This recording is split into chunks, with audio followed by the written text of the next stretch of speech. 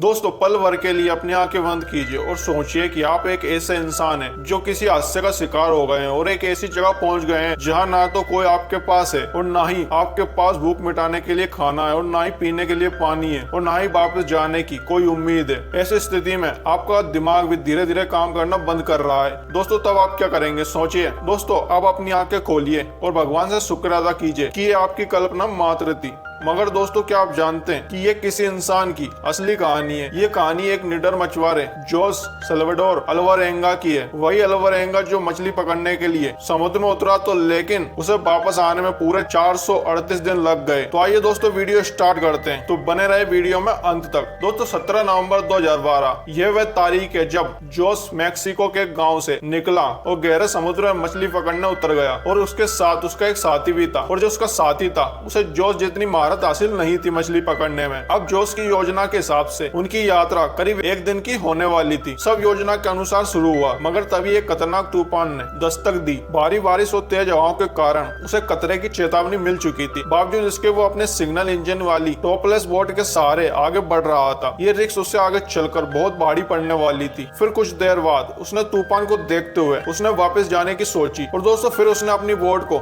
मोड़ लिया और किनारे की ओर बढ़ने लगा। लेकिन दोस्तों वो कुछ तूफान से बाहर ही निकला था कि एक बार फिर उसकी किस्मत ने उसका साथ छोड़ दिया और उनके जो बोट का इंजन था वो खराब हो गया और फिर समुद्र की लहरें उन्हें अपने साथ बहा ले गई। और दोस्तों उनके बोट में जो रेडियो था वो भी तूफान की वजह से नष्ट हो चुका था। दोस्तों सुबह हुई, तूफान थम गया, लेकिन अब वो ऐसी जगह पहुंच चुके थे जहां ना तो कोई उन्हें खोज सकता था और ना ही वे जमीन के पास जा सकते थे, क्योंकि वे नाव में चप्पू नहीं लाए थे। उनके चारों तरफ सिर्फ समुद्र था। लेकिन असली परेशानी तो अब शुरू हुई थी, क्योंकि ना तो उनके पास खाने के लिए कुछ था और ना ही पीने के लिए और ना ही किनारे से संपर्क करने का कोई तरीका। दोस्तों वो समुद्र के ऐसे हिस्से में पहुंच चुके थे जहां हर डायरेक्शन में सिर्फ पानी ही पानी नजर आ रहा था। और दोस्तों उनकी बोट इतनी छोटी थी कि उसे दूर से विस्फोट नहीं किया जा सकता था। और दोस्तों जोस और उसके साथी को पूरा विश्वास हो गया था कि अब उनके बचने का चांस 1% से भी कम है। अब दोस्तों पेट भरने के लिए उन्होंने अपने हाथों से ही समुद्र की मछलियां और अन्य जीवों को पकड़ना शुरू कर दिया और उन्हें कच्चा ही खाने लगे। पीने के लिए पानी जब बारिश होती थी तब उस पानी को वे स्टोर कर लेते थे, लेकिन जब कई दिनों तक बारिश नहीं होती थी तब वे अपनी प्यास बुझाने के लिए मछलियों व टर्टल्स का खून पीने लगे। वो भी जब उन्हें पकड़ पाते थे। जब दोस्तों दिन गुजर गए, महीने गुजर गए, लेकिन दोस्तों ये जिस सिचुएशन से गुजर रहे थे वो हम इमेजिन भी नहीं कर सकते। हमारे लिए वो बहुत मुश्किल है। और जोस का जो साथी था वो टॉर्चर बर्दाश्त नहीं कर सका और 4 मंथ के बाद उसने सुसाइड कर लिया।